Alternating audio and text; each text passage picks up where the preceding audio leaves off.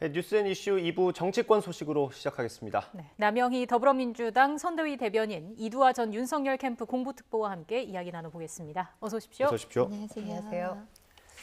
네, 오늘 정치권의 가장 뜨거운 이슈 이준석 대표입니다. 간밤에 이모티콘과 함께 글을 남겼습니다. 짧은 글이었는데 굉장히 파급력이 큽니다.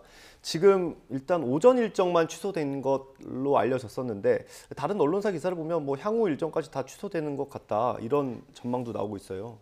지금 들리는 소식 있으십니까 혹시? 이 부분에 대해서 뭐 지금 확인해 보시면 아시겠지만 이준석 대표가 전화를 끄고 연락이 안 되고 있기 때문에요. 어젯밤에 찾아간 최고위원들이라든가 아니면 이준석 대표와 가까운 관계자들한테 저희가 내용을 확인할 수밖에 없습니다. 이제 네. 직접적인 얘기는 들을 수가 없는 상황인데요. 근데 이런 부분에 대해서 일정을 뭐 오늘 오전에 언론사 이제 행사 일정도 있고 했었기 때문에 이 부분 취소하고 하는 거는 당 대표가 이제 일정 부분 이제 할 얘기가 있다 이런 메시지일 수 있어서요. 어떤 부분에 어떤 메시지를 갖고 있는지 후보와 좀 후보 측에서 이 부분은 좀 확인을 하고 뭐 이 부분이 서로 합의를 해서 고쳐 나갈 수 있는 건지 확인하고 의사소통하는 과정이 있어야 될 거라고 생각해서요. 저희가 지금 단계에서 함부로 직접적인 얘기를 들은 게 없기 때문에 예단하기는 어려운 것 같습니다. 그래서 다양한 추측이 나오고 있는 건데 민주당에서는 이준석 대표의 이 SNS 글을 어떻게 좀 해석을 하셨습니까? 우선은 뭐 어제 그 윤석열 후보의 충청 방문 이전부터 그 김종인 총괄 선대본부장을 임명하느냐 마느냐 하는 논란부터 시작할 때 이준석 대표의 모든 발언들이 사실 다 무시됐던 게 있었습니다. 그런 상황들을 저뿐만 아니라 많은 국민들이 다 보셨죠. 근데 그 상황이 계속되고 지속되는 부분에 있어서 이준석 대표의 발언이 뭐 연속해서 무시되는 것을 참기도 힘들었을 것이고요. 그리고 지금 영입자 중에 뭐 영입이라고 표현을 하시는데 제가 볼 때는 영입은 아니고 새로운 인물이 아니기 때문에 그냥 뭐 인선이 됐고 임명이 되신 이수정 교수를 예를 들면 계속해서 이준석 당대표의 목소리가 반대 입장이었다라는 게 외부로 드러났는데도 불구하고 임명이 되셨잖아요. 그런 부분에 대해서 굉장히 뭐 크게 이제 본인의 목소리를 드러내겠다 하고 뭐 선명한 모습을 보여주고 있는 것 같습니다.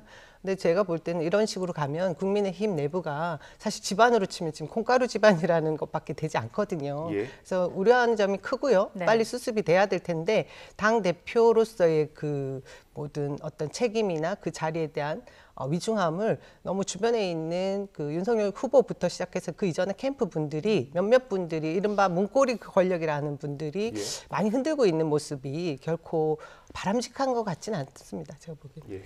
근데 이제 이 부분에 대해서 제가 조금 보충해서 설명을 드리자면 이제 이준석 대표가 이렇게 장점이 참 많은 사람이고 또 팬덤적인 지지층도 있거든요. 그래서 절대 그 선거에 있어서 소홀할 수 없는 사람이죠. 선거를 치르는 입장에서. 그래서 이 부분은 서로 의사소통이 있고 하면 오해가 풀릴 여지가 크다. 그리고 저희가 함부로 예단해서 말씀드리기는 어렵다는 말씀을 다시 한번 드리고 그렇다고 해도 이제 저희가 벌써 콩가루 이런 얘기를 듣기는 좀 부적절한 것 같고요.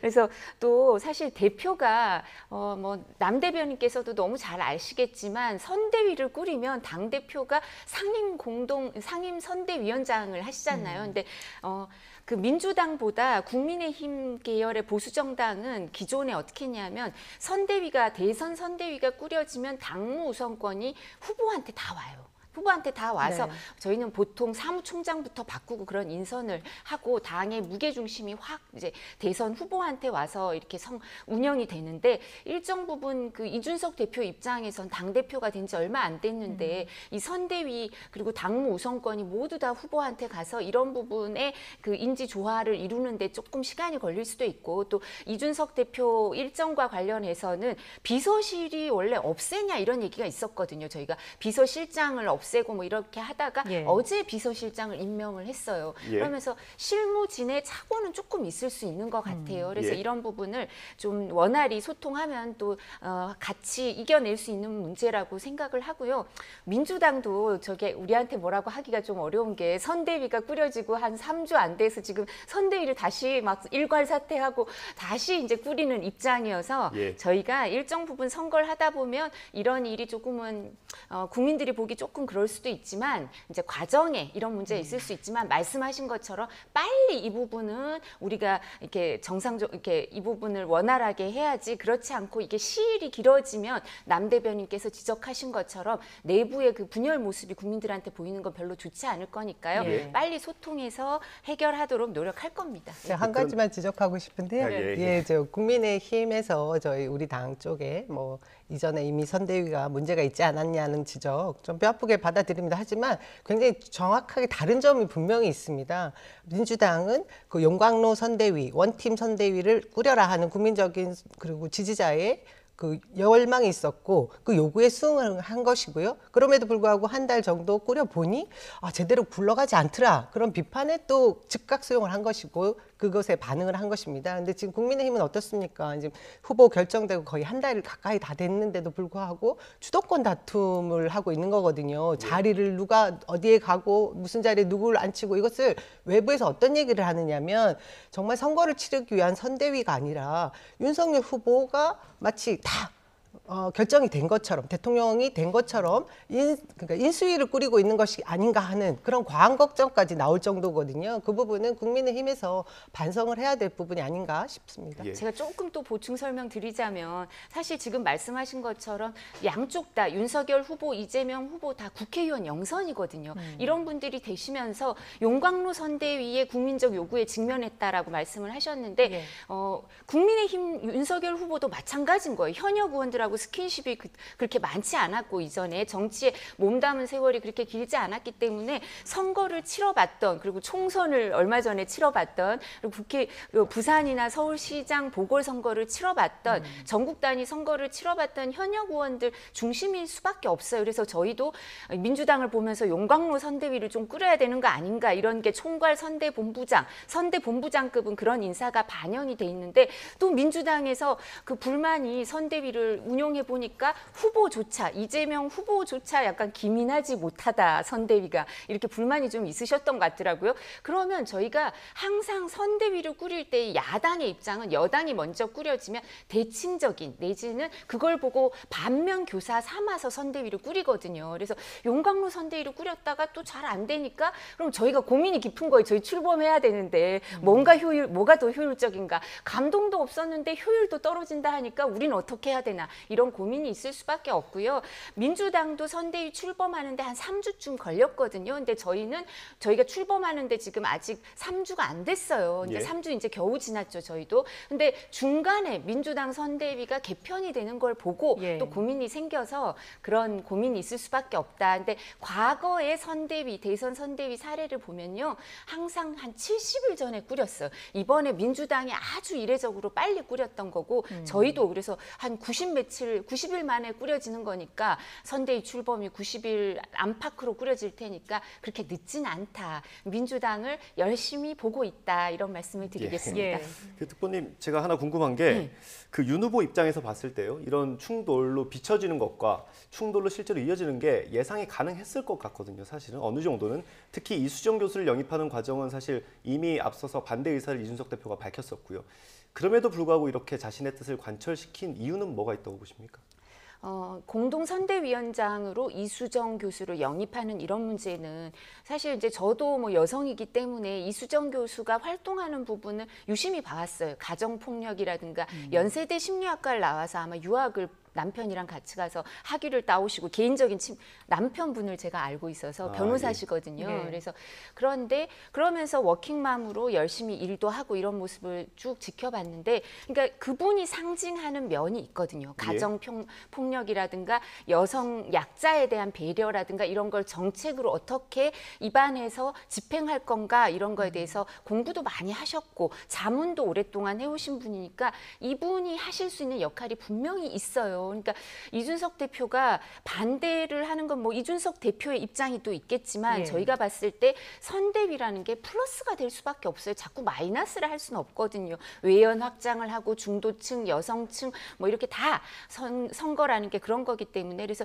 일정 부분 후보가 대선에 있어서는 후보가 중심이고 하니까 그리고 명분과 이유가 있거든요. 예. 그런 거라면 대표가 좀 양해를 했어야 되는 문제 아닌가. 왜냐하면 선대위원장이라든가 이런 문제는 우리 당에서는 기본적으로 우선권이 모두 후보에게 있거든요. 그래서 의견을 구하고 또 토론을 하고 이런 과정은 있을 수 있지만 결정을 직접 하는 거는 후보고 또 후보가 선거에 필요하다고 생각하고 이수정 교수님 같은 분은 또 분명히 역할이 있다. 저는 네. 그렇게 믿고 있습니다. 네, 인선 관련해서 또 잠시 뒤에 자세히 짚어볼 시간이 있을 것 같고요. 녹취 한 가지를 먼저 좀 듣고 오겠습니다. 이준석 대표, 그동안 익명의 윤석열 후보 측의 핵심 관계자에 대해서 불쾌한 감정을 계속 드러내왔는데요. 관련된 녹취 하나 듣고 이야기 이어가겠습니다.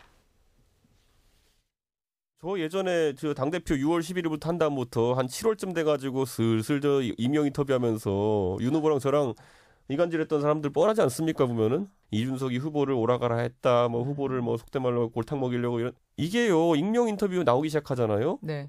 난장판 됩니다. 난장판. 네, 일단 먼저 양해를 구하고 한 가지 더 질문을 먼저 드려야 될 것 같아요.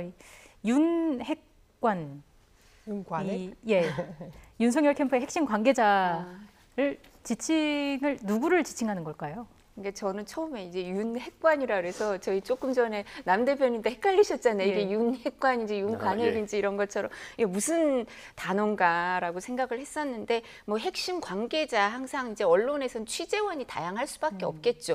근데 이런 관계자의 그 발언이 사실 캠프를 대변한다고 하기 어렵죠. 저희 다 알잖아요.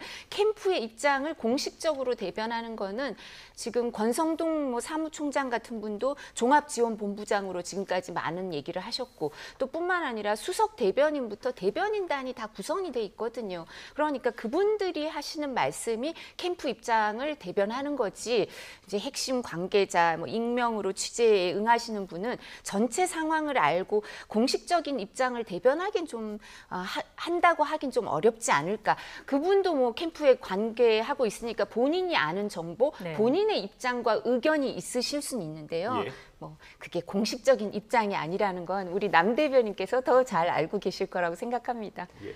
저는 윤석열 후보 즉 캠프의 윤관핵 뭐 그분들이 누굴까 저 혼자 상상을 해봤습니다. 네. 아까 이전에 말씀드린 것처럼 뭐 문고리 3인방이라고 하는 뭐 권성동 또 뭐 장제원 뭐 윤한홍 뭐 이런 의원님 말고 지금 문제가 되는 분들은 또 따로 있는 것 같아요. 핵심 관계자의 발언 그것이 이준석 후보가 2030을 대표했던 이른바 이대남이라고 했던 그 세력들을 사실은 대표하면서 영선의 신선한 당 대표가 되셨잖아요. 근데 자신을 대표했던 그 그룹들이 사실은 청년 그룹인데 이 청년 선대위를 윤석열 후보가 직접 챙긴다고 하면서 예. 목소리를 내는 관계자들이 또 따로 있더라고요. 장모 씨 뭐 이런 분들 그런 분들을 일컫는 것이 아닌가 저는 그런 추측만 했습니다. 예. 그리고 아까 제가 이제 말씀을 드리고 싶었던 게 오늘 이수정 교수의 영입에 있어서의 문제점이 우리 그 이두하 의원님께서는 말씀하시기를 외연 확장이 필요했다. 그리고 그 역할이 중요했다라고 얘기하시는데요. 우리 사회의 일정 부분 문제 부분을 다루는 심리학자로서의 그 모습은 전 중요한 부분이 다 있다라고 생각을 합니다. 하지만 그분이 이전에 보여주셨던 국민의힘과 연결되어 있어서 선거 때 몇 차례 이미 자문 역할도 하셨고요. 새로운 인물이 전혀 아닙니다. 그런 점에서 외연 확장이 과연 이루어지고 있는지는 의문이 되고요.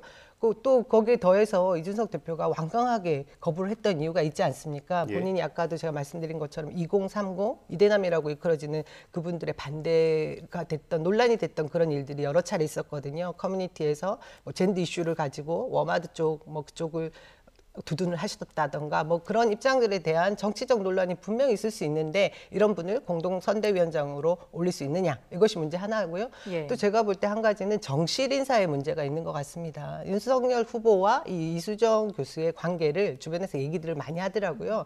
아 그래서 영입이 됐구나 뭐 임명이 됐구나 하는 얘기인데요.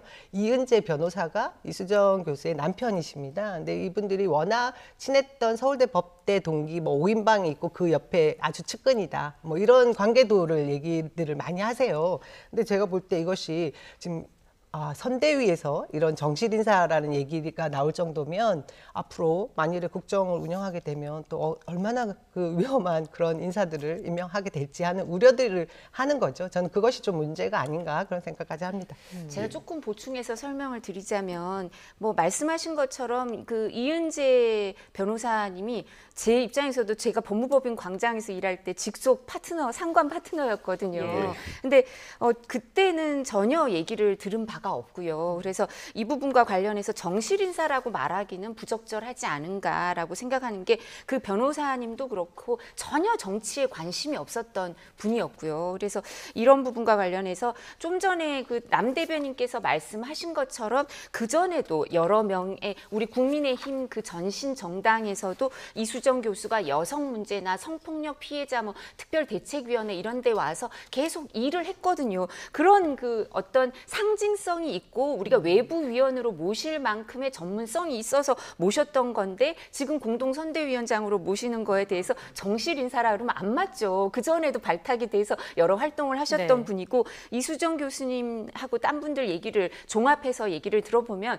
더불어민주당 전신에서도 이수정 교수를 영입하기 위해서 노력했다 이런 얘기도 있기 때문에 그리고 국민의힘 전신에서 계속 이분을 발탁했던 과거 선례가 있으니까 전문성과 상징성이 있는 거지 이 부분에 대해서 정실 인사라고 말하기에는 이수정 교수님이 벌써 너무 유명해지신 분이 아닌가 싶습니다. 네, 아무래도 시선이 많이 끌리는 것 같습니다. 그건 당연한 것 같고요. 이 얘기를 한번 여쭤볼게요. 김종인 전 위원장 자리는 어떻게 되는 겁니까? 총괄 선대위원장이라는 게 이제 민주당 선대위는 없으시죠? 그죠? 아마 없으신 것 같은데 처음에 그죠, 있었죠. 그죠? 우리 네, 있을 당- 때도 있고 그게 없을 당대표님 때도 자리였죠. 있고 저희도 그렇거든요. 그래서 아마 그 김종인 전 위원장에 대해서도 그 대변인 수석 대변인이 하는 발언을 공식 입장으로 이해를 해주시면 될 것 같아요. 예. 그래서 백불이나 아니면 그런 부분에서 이양수 수석 대변인이 일관되게 하는 얘기가 이 부분 여러 다각도로 노력을 하고 있다. 그리고 이 김종인 전 위원장과 함께 하기 위해서 여러 가지 다각도로 노력을 하고 있다. 이 말을 그대로 받아들여 주시면 좋을 것 같고 선거가 선대위를 실무 중심으로 슬림하게 꾸리느냐 의사결정이 너무 공동자 붙은 사람이 많아서 그렇게 되면 의사결정이 좀 기민하지 못하다라는 게 더불어민주당 일기 선대위의 어떤 그 이제 선례였던 것 같은데요. 그런 점을 생각해 보더라도 그렇지만 선대위의 구조는 어떻게 하느냐 이런 고민이 있을 수 있지만 선거에서는 플러스 선거를 하지 우리가 마이너스 선거는 안 하려고 하잖아. 사람들을 계속 더해가는 그게 선거기 때문에 이런 부분에 대해서는 열려 있다라고 말씀을 드릴 수밖에 없는 것 같습니다. 예. 예. 일단 지금 좀 내분이 아직은 이어지고 있는 모습인데 이런 모습이 양 후보의 어떤 지지율에도 영향을 미칠 것으로 보시는지요? 지지율에 영향이 충분히 있을 거라고 저는 생각합니다. 국민들은 사실 그렇게 이것이 선대위 구성 부분이 중요한 문제가 아니거든요. 우리 국민들은 민생에 있어서 본인이 직접 피부에 와닿을 수 있는 어떤 정책의 변화가 있을 것인가. 그리고 대통령 선거라는 것은 나의 미래를 투표하는 그런 선거라고 다들 알고 계시거든요. 근데 그런 점에서 지금 국민의힘에서 보여주는 모습은 아까도 제가 말씀드린 대로 자기들 자리 주도권 다툼 그 이상 이하도 아니다 그런 생각들을 하고 있을 거라고 생각합니다. 그리고 김종인 총괄 선대위원장의 자리가 있을 것이냐 없을 것이냐는 부분은 저는 김병준 상임 선대위원장의 역할이 몇 주 동안 이어질 때 어떻게 충분 조건을 다 채울 것인가 하는 점에서 이후에 그 자리가 다시 부활할 것인가 아닐까 하는 것으로 이어질 거라고 보거든요. 결국은 윤석열 후보의 지지율에 따라 움직일 수 있는 것이라고 봐지고요. 김종인 전 비대위원장도 지지율이 만일에 윤석열 후보가 지금 보여주는 그런 지지율보다 많이 떨어지는 상황이 오면 본인에게 찾아올 수도 있을 것이라는 생각을 하고 계실 것 같다는 생각도 듭니다. 그럴 경우 또 자신의 역할이 더 부각될 수 네, 있을 네. 거라고 생각할 수도 있을 것 같고요. 저희가 앞서 이수정 교수 얘기만 했는데 윤석열 후보가 관련해서 인선을 발표를 했잖아요. 저희가 그래픽으로 준비했는데 한번 띄워주시면 감사하겠습니다. 네, 비서실장에 서일준 의원을 임명을 했고요. 공동선대위원장에 앞서 이수정 교수 언급을 드렸고 김기현, 조경태, 김도읍 의원이 임명이 됐고 그리고 스투류커바 디나 씨를 임명을 했어요. 강제이주 동포의 손녀이죠. 그 이번 인선의 키워드라고 할 게 있을까요?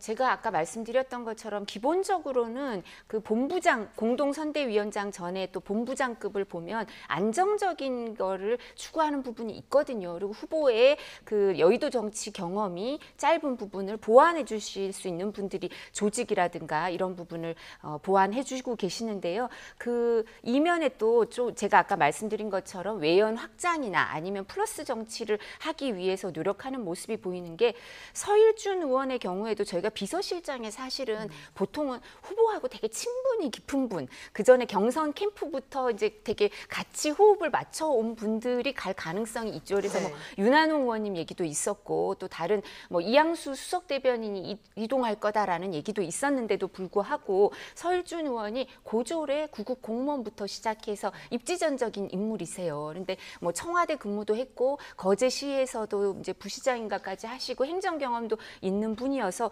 후보랑 개인적인 인연은 별로 없지만 그래서 이런 부분 배려해서 발탁을 하고 또 좀 보셨겠지만 이수정 교수님에 대해서는 제가 아까 여러 말씀을 드렸고 그다음에 사할린 그 강제 이주 동포의 손녀죠. 그리고 워킹맘이기도 하고 이제 회사 대표이기도 한데 청년 행사 때부터 계속 같이 와서 활동하면서 모습을 보였었는데 이분도 스투리커바 디나 씨의 경우에도 그런 여러 가지 상징성을 보여주는 워킹맘이라든가 아주 이제 만으로 한 30쯤 되신 것 같아요. 젊은 여성들의 그런 부분, 외연 확장을 위해서 노력하는 그런 부분도 그리고 우리 이준석 대표가 있으니까 또 이준석 대표 지지층이 기본적으로 있어서 외연 확장을 위해 노력하는 선대위다. 그리고 앞으로 또 인선이 많이 남아 있으니까요. 좀 더 지켜봐 주시기 바랍니다.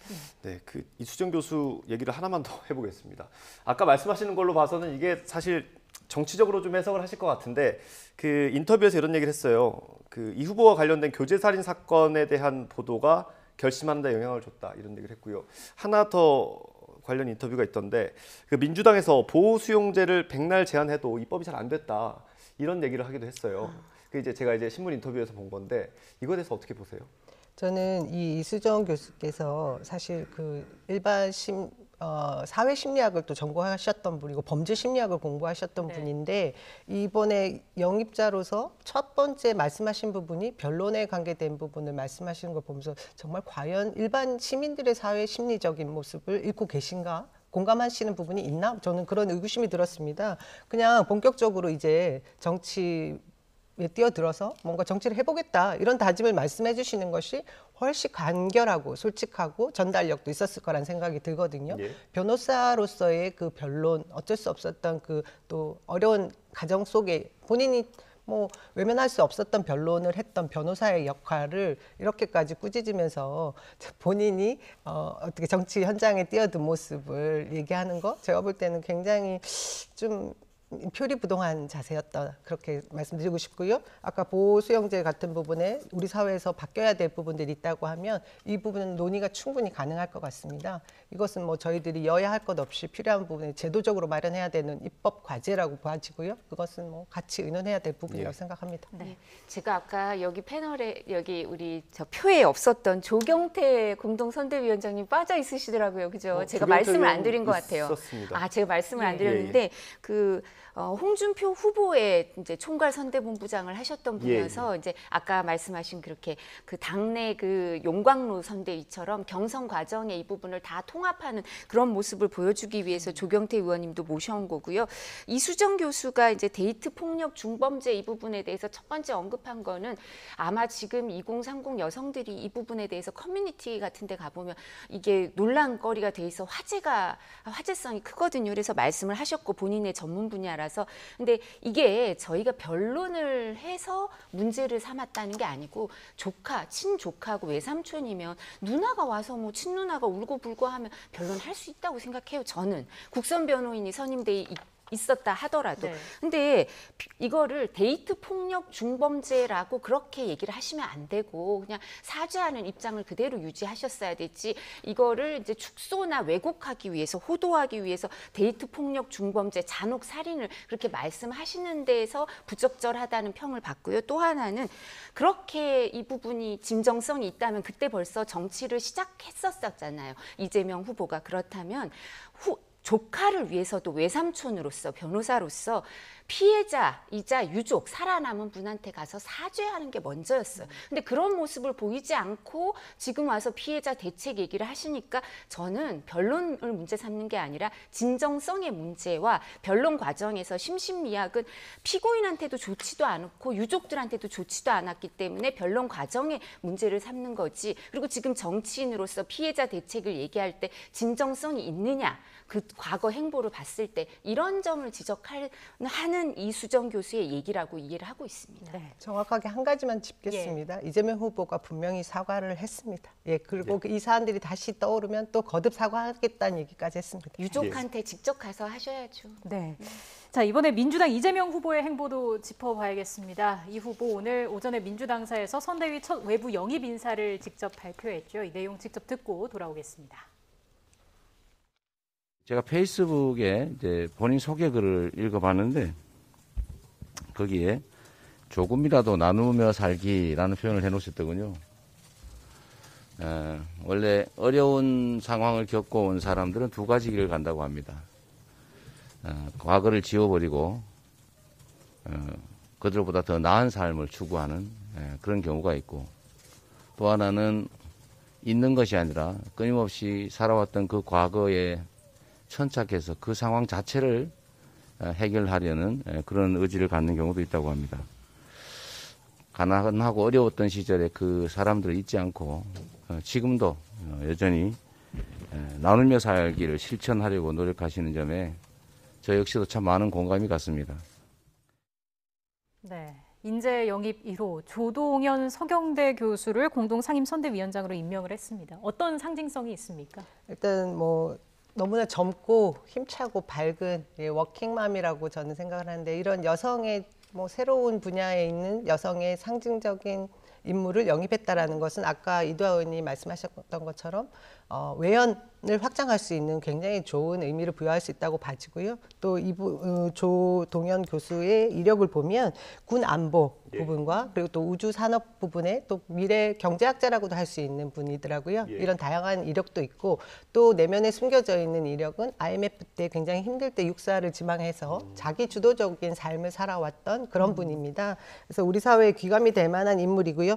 그런 점에서 저는 우리 당에서 보여준 이번에 인재 영입 1호잖아요. 사실 그동안 내부에서 발굴을 하느냐, 외부에서 영입을 하느냐 이런 얘기들이 많았는데 1호로 나온 이 인물이 저는 이재명 호와 함께 굉장히 많은 분들의 호응이 있을 것이라고 봐지고요. 근데 또 한편으로 국민의힘에서 뭐 인재 영입으로 또 말씀하셨던 이수정 교수와 또 대비하는 분들이 막 있던데 저는 그 부분은 별로 동의하지 않습니다. 이 자체로 의미를 부여하면 많은 분들이 민주당의 좋은 모습이 또 좋은 뜻이 모여지겠구나 하고 좋게 봐주실 것 같아요. 네. 그 이력이 굉장히 특이한 게 많더라고요. 그 특보님 어떻게 보셨어요? 저도 인재 영입 1호가 30대 여성 과학자다, 그리고 육사 출신의 안보 전문가다라는 건 이 알려진 이력대로라면 정말 놀라운 영입 아닌가 싶어요. 그리고 무엇보다도 국민의힘은 사실 아까 공동선대위원장 제가 여러 분 있었는데 한 분 빠뜨리고 나중에 말씀드리고 이것처럼 여러 분인데, 여기서는 공동상임선대위원장은 두 분이라고 하더라고요. 송영길 당대표와 이분 조 교수님, 그러니까 두 명이 투톱으로 간다 뭐 이렇게 얘기가 나오는 거니까 상징성이 있고, 그래서 또 제가 여성이라 그런지 좀 여성한테는 관대하기 때문에 저는 이런 여성을 발탁하고 이런 부분은 장점이 아닌가라고 생각을 하고 있는데, 좀 전에 남 대변인께서 말씀하신 것처럼 오히려 후보의 측근인 다른 뭐 교수님이 이 두 분 조동현 교수님하고 이수정 교수 사진을 올려서 비교하고 이러는 거는 후보의 진위를 오히려 깎아내리고 이 부분을 왜곡시키는 거 아닌가 싶어서 좀 안타깝더라고요. 그러니까 이분의 이력이라든가 상징성을 얘기하지 않고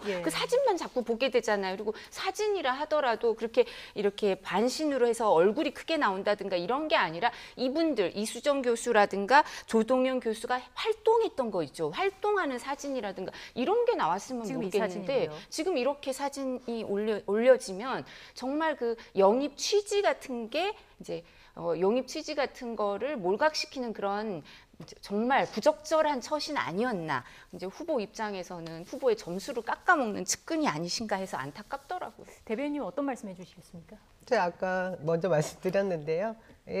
아마 저 최백운 교수가 페이스북에 쓰신 거는 우리 인재 영입 대신 1호 조 교수가 훌륭하지 않냐 이런 모습을 더 부각시키고 싶어서 저렇게 글을 올리신 것 같습니다. 예. 근데 그 진위와 다르게 또 받아들이는 입장들은 다양할 수 있거든요. 제가 아까 말씀드렸는데 이런 그냥 평면적인 비교는 크게 중요하지 않은 것 같습니다. 우리 조동현 교수가 살아온 그동안의 모습이 앞으로 정치권에 어떤 신선한 바람을 불어일으킬 수 있느냐, 그리고 역할이 기대된다, 이 정도로 저는 많은 사람들이 좀 생각해 주셨으면 좋겠고요. 그런 점에서 민주당 이번 인재 영입 1호는 굉장히 성공적이지 않았나, 먼저 저는 그런 평가를 내리고 싶네요. 네, 그 이재명 후보가 이제 선대위도 차근차근 꾸려가고 있고요. 그 정책도 계속해서 발표를 하고 있습니다. 이 가운데 윤석열 후보가 공약했던 손실보상금 50조 원 지원에 대해서 이재명 후보가 내년 예산에 반영하자고 제안을 했어요.